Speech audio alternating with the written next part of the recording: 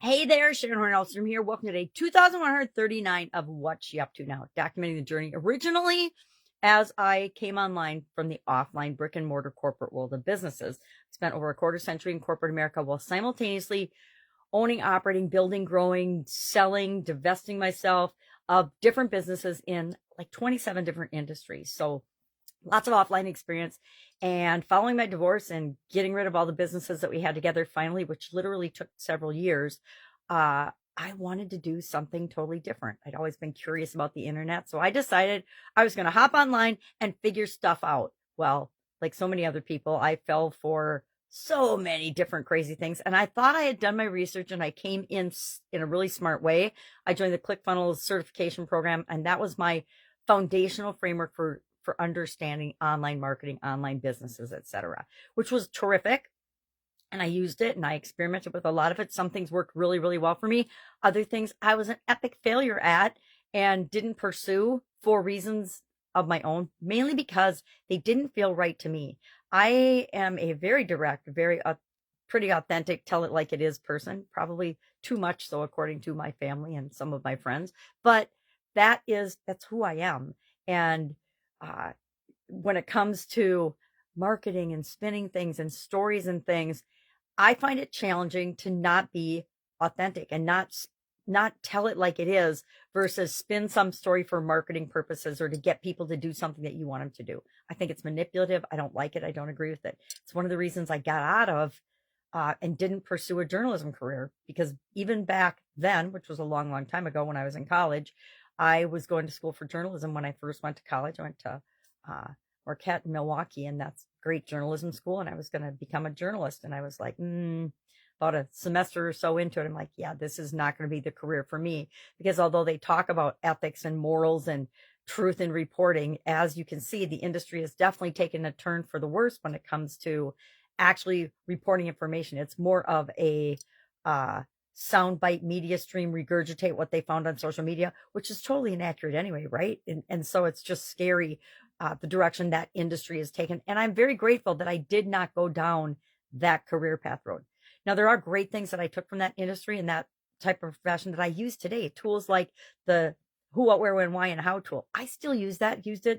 I use it several times this year, a lot of times in my life, because it's a great framework for getting information and getting the facts. Although I don't think journalists use it anymore. They sure did back in my day.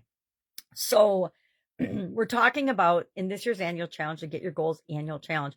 This is December. We're focusing on last month. We reviewed what we've done so far, and we took a little review and check on where are we at with respect to the different areas and aspects of our life. We use a 9-part life framework to discuss and create some structure around what usually is a whole lot of chaos in our lives. If you don't have some kind of a way of looking at your life, you're just kind of going through the motions and living day to day and doing things. Some things will work, some things won't. Well, that works in my life too. Some things work and some things don't. But it's more planned and purposeful than just randomly going through and existing by using this life framework.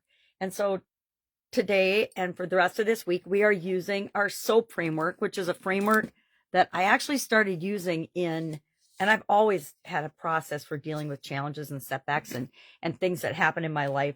But during the pandemic in 2020, I was like, okay, obviously this isn't going to last just 2 weeks like everybody was saying. It's going to be a longer haul. And as soon as I realized that, I was like, all right, well, what am I going to do about that? And I started going through my change and challenge process and saying, okay, how am I going to show up? What am I going to do to keep myself moving through this crazy time that's so unpredictable and we have no idea what's going to happen? And I took my process and I put it in the format of something I called the SOAP framework. And SOAP is just a problem solving decision making tool and a way to deal with anything that comes into my life and our lives that make sure, and I've got this installed in my subconscious. I use it consciously, but only when necessary for a bigger problem, a bigger challenge. But normally it's running in my life all the time, every day. And we all have a process like that we use. It just might not be the process that you want to use because it doesn't necessarily give you great results. Maybe your process is something changes and you freeze and you just wait and see what happens before you take any action. That's a process, and we all have one installed in our subconscious that keeps us safe, but it might not be the best for you and the life that you want to create. So that's why I created this one and use this one and teach other people this one, because I know how powerful it is to have something like this, a great process that guarantees you get the best possible results for you at the given time that you run, that you experience something, versus doing the things that a lot of us do. And I'm guilty of those things too. Procrastinating, putting things off, ignoring, hoping that it didn't happen, hoping that it doesn't happen, wishing it would go away, but it doesn't. So you're just stuck in limbo, things like that.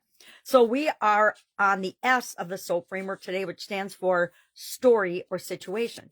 We can't fix something if we don't know what's actually going on. So the first part of the story and the situation is our current story. We have to identify what's actually going on right now with respect to this area or aspect of our life. So this month we are just picking one thing, anything we want, and we're running through the SOAP framework on it. So mine is to reduce clutter and chaos and get more organized in my life, right? So I guess reducing clutter is one of the main steps I think I need to do that. So how am I going to add the SOAP framework to that? Well, I tell my current story, and I shared a couple of tools to do that. One of which is the who, what, where, when, I, and how. And I like that one because we can use it for our current story. We can also use it for our desired story. The D stands for our desired story. What do we really want? Here's what we got. What do we want? And that creates a pull between where we are and what we want, which automatically gets us thinking and moving and visualizing and taking steps like single daily action to get us what we actually desire versus what we're living right this instant. Remember, what we're experiencing right now, what results we're getting right now, are just the sum total of all of the experiences, decisions, thoughts, feelings, and beliefs we've had up to this point. And that's what we're seeing. But all we have to do in order to get different results is to change what we're looking for, what we're seeing. And as soon as we have that vision or that picture of what we want, and we remind ourselves of that versus what is, all of a sudden we're automatically being pulled to that. And of course, it takes us taking action and doing things and making decisions, etc. And that's what the rest of the SOAP framework's about. So we'll talk about that for the rest of the week. Our idiom for today was inside story. And I love this one, of course, because I wanted to be a journalist back in the day. An inside story means that it's people's personal experience and account of what actually happened. And they were personally involved in what happened. So all of us, we have different experiences and different stories.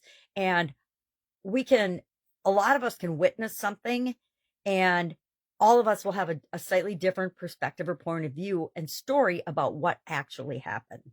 And I mean, that's why a good journalist interviews a whole lot of people that, number one, were involved in the actual situation and story and were key players in that and had firsthand information, primary sources, as well as observers and people that witnessed the situation from different perspectives and different times and different points of view.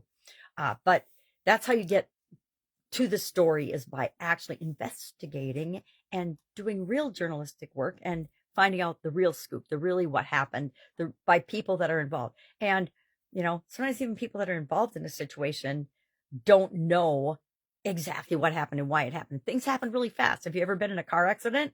If you have, you know exactly what I'm talking about. When you're involved in that accident, it feels like things are going in slow motion and taking forever, and then everything stops. But it's actually usually really, really fast, like maybe 30 seconds, and then it stops. But it feels like it's drawn out and it takes a long time. And that's how we experience things. We all experience things differently. The person that's in that car accident experiences it differently than the people that observe that car accident. I don't know if that's a great example, but that's one that popped into my head. So I talked about how do you use your inside story, the inside story of your organization, to impact and help to grow and build and supersize your business. And we've got there's tons of businesses that have gotten a huge competitive advantage by sharing a part of their process or a part of their mission or a part of the reason why they do something. They get a huge advantage. There are companies, I think it's TomTom is the shoe company. Maybe is that it? I don't remember, but they donate a pair of shoes for everyone that people buy. There's a sock and underwear company that donates a pair of underwear and socks for every pair that they sell. So they've actually donated, 50 million or some outrageous amount of articles of clothing to homeless shelters. I mean, it's amazing. So that is an inside story that gains awesome credibility with their desired target audience and makes the world a better place. If you can show people how you and your business are making the world a better place, guess what? The right people will want to join and help you to do that. When we get people outside of our organization helping us to promote it and build it and share it with other people, that is the best possible scenario we can have for our business. So we talked about that. That's it. That's all I've got today. Obviously, it's Christmas time, and I love December. I've got my Christmas cup for the first time today. My sister gave, my sisters like to buy us all Christmas mugs around the holidays. I don't participate in that because I had to get rid of a whole bunch of mugs lately. And I love my coffee mugs, but I do love this one. So this is my first day with this Christmas mug, and I'm sure you'll see more of them. But tons to do around the holidays. But I think that's part of what helped me to think about the decluttering as my area for personal improvement and for the soap framework today and this week, because I'm surrounded by Christmas stuff. And I got rid of like 90% of all my physical belongings just 4 years ago. And it's amazing how much stuff I still have and that is still around me. So that might be next year's challenge. Secret. Unveil. I'm not sure yet, but that might actually be my challenge next year. My annual challenge is to figure out how do we declutter and organize each of the different areas and aspects of our life according to the life framework: physical, mental, emotional, spiritual, financial, relationship, contribution, communication, and confidence. And why would I want to do that according to that framework? Because that framework helps to automatically organize some of the chaos in my life. All right. If I can help you in any way, ask. Otherwise, have an awesome day, and I'll, of course, be with you tomorrow.